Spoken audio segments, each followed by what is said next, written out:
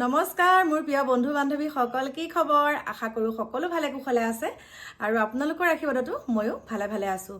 আজি আহিছো আপোনালোকৰ কাৰণে এটা ডাঙৰ খবৰ লৈ খবৰটো হয়তো বহুতে গম পাইছে যি সকলে সোশ্যাল মিডিয়াত এক্টিভ থাকে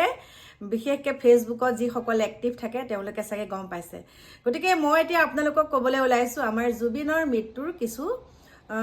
মানে ৰহস্য জুবিনৰ মৃত্যু হৈ গ'ল আজি 3 মাহ কমপ্লিট হ'বহি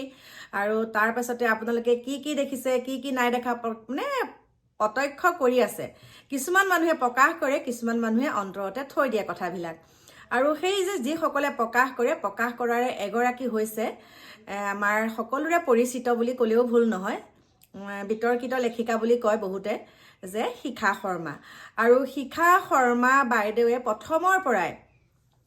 আমাৰ জুবিনৰ মৃত্যুত প্ৰথমৰ পৰাই তেওঁ এটাই কৈ আহিছে যে জুবিনৰ মৃত্যুৰ কাৰণে জগৰীয়া 1 নম্বৰতে তেওঁ পত্নী মানে গৰিমা গাৰ্গলে তেওঁ হাত আঙুলিয়াই আছিলে কৈ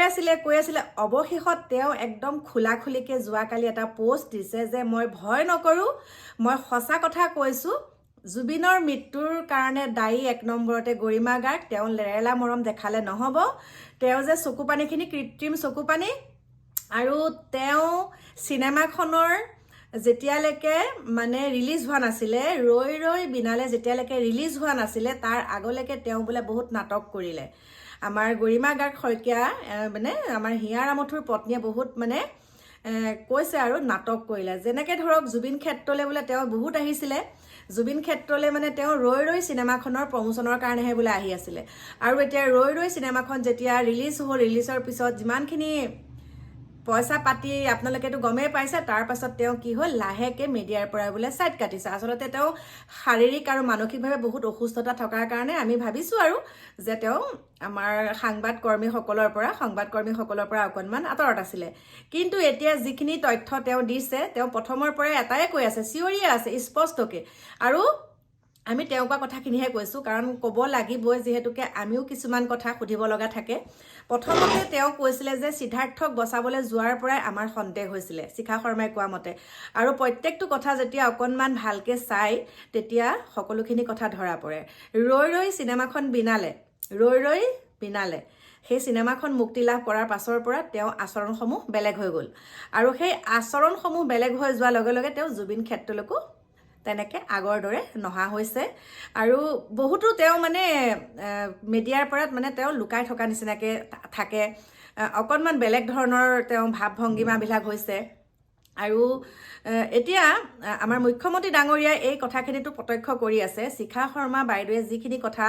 লিখি আছে যিখিনি কথা প্ৰকাশ কৰিছে সেইখিনি আমাৰ মুখ্যমন্ত্ৰী ডাঙৰীয়াই কিন্তু প্ৰত্যক্ষ কৰি আছে কিন্তু এই মুহূৰ্তলৈকে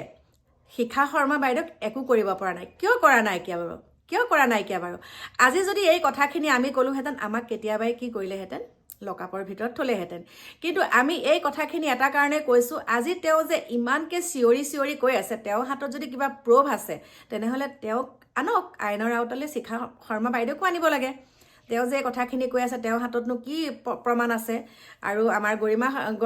কিন্তু মুখ্যমন্ত্ৰী ডাঙৰীয়াই কৈছে যে চিনেমাখনৰ প্ৰযোজক পৰিচালকক আমি আইনৰ আওতালৈ আনি পেলাই সোধপোছ কৰিব লাগিব 12 তাৰিখৰ পাছত আৰু অহা কাইলৈ হৈছে আমি ন্যায় পোৱা দিন কালি চাৰ্জশ্বিট দিব কাইলৈ হৈছে 12/12/2025 চন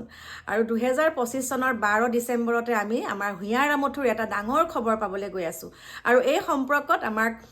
বিজন মহাজনে কৈছে কিছু তথ্য দিছে তেওঁ কৈছে যে আমি অপেক্ষা কৰিব লাগিব এই যে কাইলৈ চাৰ্জশ্বিটখন দিব আসলতে কি ধাৰা লগাইছে এই চাৰ্জশ্বিটখনত গতিকে আমি বহুত আশাৰে বাট চাই আছো বহুত আশাৰে আৰু এই চাৰ্জশ্বিটখন দিয়াৰ পাছতে আইনৰ আওতালৈ আৰু কেইজনমান আহিব বুলি কৈছে গতিকে হেতুহে বহুত চিন্তনীয় কথা কোন আহিব বহুতেতো আঙুলি টোৱাইছে হয় আমি ভাবি আছো শিখা শৰ্মাই বিতৰ্কিত শিখা শৰ্মাই এইখিনি কথা ক'ব নালাগে কিন্তু তেওঁ যে এই কথাখিনি প্ৰথম দিনৰ পৰাই কৈ আছে তাত কি আছে মানে মই ভাবো তেওঁকো আনিব লাগে তেওঁকো সোধপোছ কৰিব লাগে আৰু এই যে এতিয়া আমাৰ মুখ্যমন্ত্ৰী ডাঙৰীয়াই কৈছে কথাটো তেওঁ বহুত কেইটা মানে যেতিয়া সংবাদমেল পাতিছিলে তেতিয়া তেওঁ কৈছিলে আমাৰ মুখ্যমন্ত্ৰীয়ে যে সিনেমাৰ প্ৰযোজক আৰু পৰিচালকক আমি আইনৰ আওতালৈ আনিম সোধপোছ কৰিম যে এনেকুৱা এজন বেমাৰী মানুহক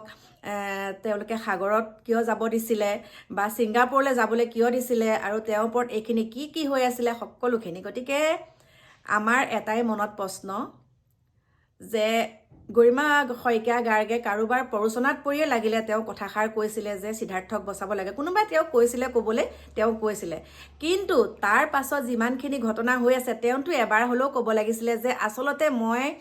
এই কথাখিনি এটা কাৰণেই কৈছিলোঁ, আপোনালোকে ভুল বুজি নাথাকিব, এই কথাখিনি মই এটা কাৰণেই কৈছিলোঁ যে মোক এনেকৈ ক'বলৈ কোৱা হৈছিলে। আৰু তেওঁ কিন্তু সেই কথাটো এবাৰো নক'লে।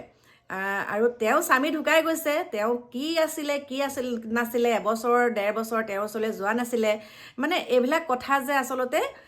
আমাক সেইবিলাক কথা নালাগে, আমাক আচলতে লাগে ঘটনাটো কি হৈছিলে, ঘটনাটো ক'ৰ পৰা কেনেকৈ হ'ল, আমাক ন্যায়টো লাগে, জাষ্টিচ পাব লাগে। আৰু যোনেই নহওক তেওঁ হত্যাকাণ্ডৰ লগত, হত্যাকাণ্ড বুলিয়ে কৈছোঁ যিহেতুকে আমাৰ মুখ্যমন্ত্ৰী ডাঙৰীয়াই কৈছে হত্যাকাণ্ড, গতিকে তেওঁ হত্যাকাণ্ডটোৰ লগত যোনেই জড়িত নাথাকক কিয় কিন্তু কঠোৰ শাস্তি পাব লাগে। লাগিলে আত্মীয়ই হওক, লাগিলে বেলেগেই হওক, পৰলোকেই হওক বা আত্মীয় লোকেই হওক, মুঠতে এই হত্যাকাণ্ডৰ লগত জড়িত থকাসকল বহুত মানে কঠোৰতকৈও কঠোৰ শাস্তি পাব লাগে। আমি ইমান কষ্ট পাই আছোঁ, আমি একদম দিনে দিনে ভাবোঁ কিবা নতুন খবৰ আহিব নেকি, কিবা আমি পাম নেকি, কিন্তু এতিয়া কি হৈছে, ম্লান পৰি গৈছে। আগতে আমাৰ হিয়া ৰামুঠুৰ পত্নী যেতিয়া মানে জুবিন ক্ষেত্ৰলৈ আহে, আমিতো তাত থাকোৱেই ন, তেতিয়া দেখোঁ ইমান একদম কেনেকুৱা ধৰণৰ এটা পৰিৱেশ হৈ থাকে, কিন্তু এতিয়া নাইকিয়া সেইখিনি, এতিয়া নাইকিয়া। মই এটাই ভাবোঁ, আমি সকলোৱে ভাবোঁ সেইটো যে জুবিনে ন্যায় পাব লাগে, সত্য ঘটনাটো উদঘাটন হ'ব লাগে। সেই সত্য ঘটনাটো যদি উদঘাটন নহয়, চালে বেৰে কোবাই থাকিলে কথা নহ'ব। আৰু আনিব লাগে, যাৰ যাৰ সন্দেহ হৈছে, যাৰ যাৰ প্ৰতি সন্দেহ আছে, সকলোকে আইনৰ আওতালৈ আনি সোধপোছ কৰিব লাগে, সেইখিনিয়ে কথা। গতিকে আমাৰ শিখা শৰ্মা বাইদেৱে কিন্তু একদম অ'পেন কৈ আছে যে একদম আজি খোলাখুলিকৈ কৈ দিছোঁ, জুবিনৰ হত্যাকাণ্ডৰ লগত গৰিমা শইকীয়া গাৰ্গ সম্পূৰ্ণভাৱে জড়িত আছে বুলি। গতিকে সেইটো ভগৱান জানে, তেওঁ কোৱা কথা, আমি কোৱা কথা নহয়। গতিকে চাওক, আৰু অহা কাইলৈ 12 তাৰিখ, গতিকে সেই 12 তাৰিখলৈকে আমি সকলোৱে অপেক্ষা কৰি থকাটোৱে ভাল। কি আহে কি নাহে কাইলৈ গম পাম ন। এতিয়া বাই বাই।